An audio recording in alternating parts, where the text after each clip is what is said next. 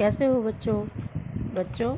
आज हम व्याकरण का पाठ पढ़ेंगे। पाठ 2 स्वर वर्ण। देखिए, पढ़िए और समझिए। आ, औ। ऊपर दिए गए दोनों चित्र देखिए। पहले चित्र में जब बच्चा गिरा तो उसके मुंह से आ ध्वनि निकली। दूसरे चित्र में लड़की की उंगली में कांटा चुभा तो उसके मुंह से ओ की ध्वनि निकली। ये स्वर ध्वनियाँ हैं। ध्वनियों को लिखकर दिखाने के लिए हर भाषा में कुछ चिन्ह बनाए जाते हैं। इन चिन्हों को वर्ण कहते हैं। अतः हम कह सकते हैं ध्वनियों के लिए बनाए गए लिखित चिन्ह वर्ण कहलाते हैं। शब्दों में स्वर दो तरह से बोले जाते हैं, स्वतंत्र रूप से तथा व्यंजनों के साथ मिलाकर। यहाँ दोनों तरह के स्वर वर्णों के साथ दिखाई देते हैं और उनको लिखने का अभ्यास भी किया जाता है। नंबर 1, स्वतंत्र रूप से बोले जाने वाले स्वरों के वर्ण। ए, आ, ई, उ, री, ए, आई, ओ, औ। नंबर 2, व्यंजनों के साथ मिलाकर बोले जाने वाले स्वरों के वर्ण या मात्रा चिन्ह। आ, ई, उ, री, ए, आई, ओ, औ। मात्रा चिन्हों को व्यंजन वर्णों के साथ जोड़े जाने के नियम आगे पढ़ेंगे। ये सभी स्वर, ध्वनियाँ तथा उनके वर्ण हिंदी में संस्कृत से आए हैं। इनके अलावा हिंदी में कुछ नए स्वर भी मिलते हैं जो संस्कृत में नहीं थे। नए स्वर दो तरह के हैं। नंबर 1, आगत स्वर। आगत शब्द का अर्थ है आया हुआ।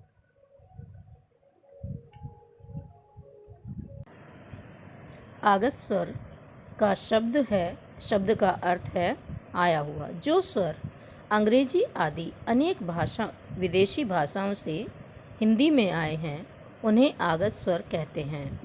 हिंदी में एक ही आगत स्वर है तथा इसके लिए अ वर्ण तथा उसका मात्रा चिन्ह चंद्र के समान बनाया जाता है। देखिए नीचे दिए गए उदाहरण, जैसे ball, mall, coffee, doctor. Number 2, अनुनासिक। इन स्वरों को बोलते समय हवा मुंह और नाक दोनों से बाहर निकलती है। इनको लिखकर दिखाने के लिए दो वर्ण बनाए जाते हैं।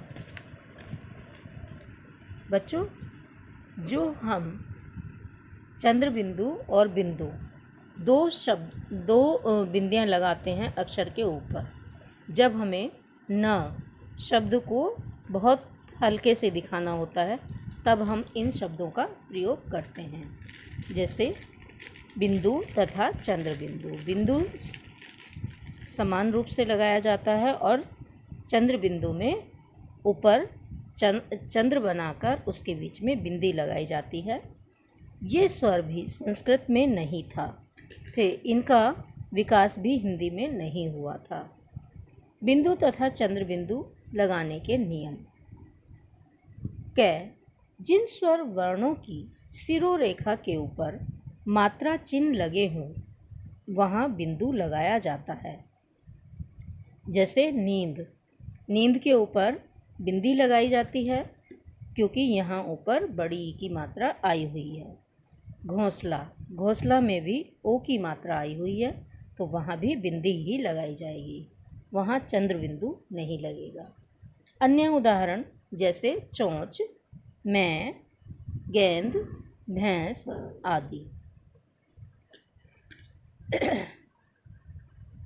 ख, जिन स्वर वर्णों की शिरोरेखा के ऊपर मात्रा चिन्ह नहीं लगे हों अर्थात स्थान खाली हो वहाँ चंद्र बिंदु लगाया जाता है।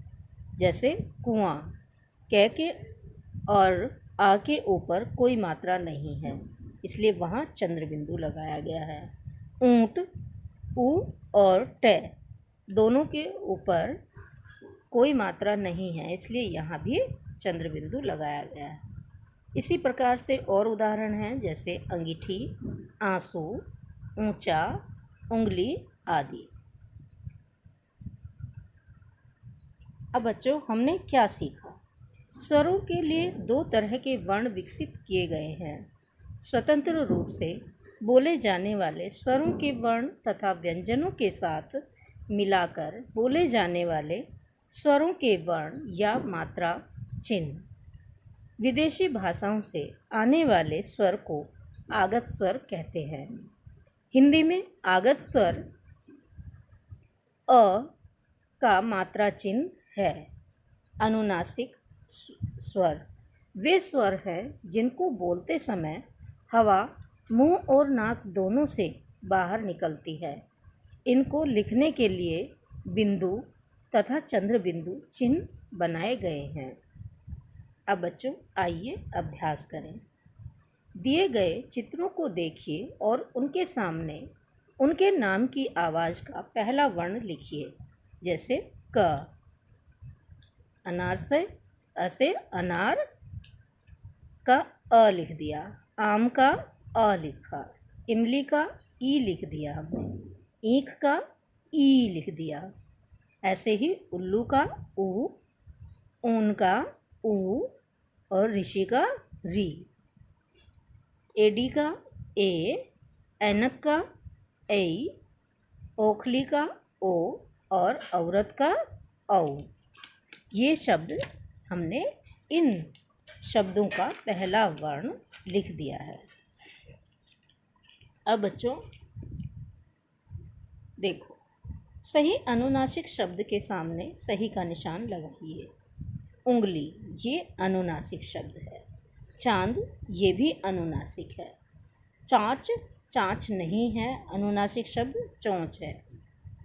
कैंची ये भी अनुनासिक शब्द है। फिर दांत, दांत नहीं है, दांत है, जो चंद्र बिंदु वाला दांत है वो हमें यहाँ सही लिखना है। सही शब्द छांटकर दिए गए चित्रों के नीचे लिखिए। चॉकलेट, बॉल, हॉकी और टॉफ़ी।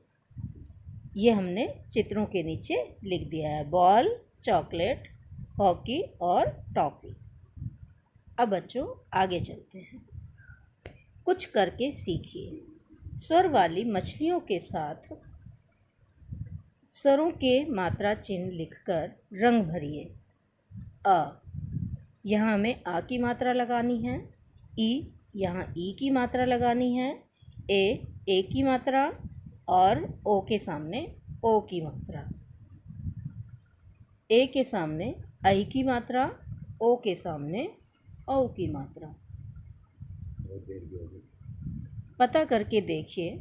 ऐसे 4 शब्द बताइए जिनमें री वर्ण या उसका मात्रा चिन्ह आता हो। ग्रह, मृग, कृषक, कृपाण। बच्चों ये 4 शब्द हमने री की मात्रा के लिखे हैं। अब आपको ये सारा काम कॉपी में भी करना है और इस पाठ को अच्छे से याद भी करना है। धन्यवाद।